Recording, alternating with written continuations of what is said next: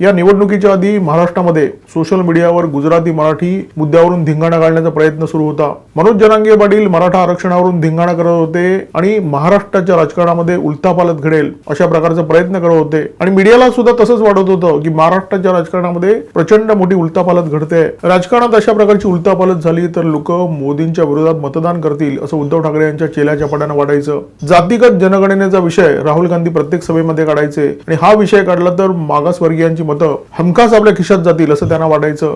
राहुल गांधी वारंवार असं सांगायचे की भाजपा सत्तेवर आल्यावर भाजपा सरकार घटना मोडीत काढणार, आरक्षणाच्या लाभार्थ्यांना अशा प्रकारची भीती दाखवली तर ते निश्चितपणे आपल्याला विजय करतील असा विश्वास राहुल गांधींना होता। आणि याच ठोकताळ्यांच्या आधारावर चाय बिस्कुट मीडिया अशा प्रकारचे निष्कर्ष काढतोय की मोदींची लाट कुठे दिसत नाहीये, नरेंद्र मोदी यांचा करिश्मा कमी झालेला आहे। आणि याच आधारावर संजय राऊत आणि नाना पटोले यांच्यासारखे राजकीय नेते छातीवर हात ठेवून सांगतायत की या निवडणुकीमध्ये आमच्या 300 पेक्षा जास्त जागा येणार आहेत।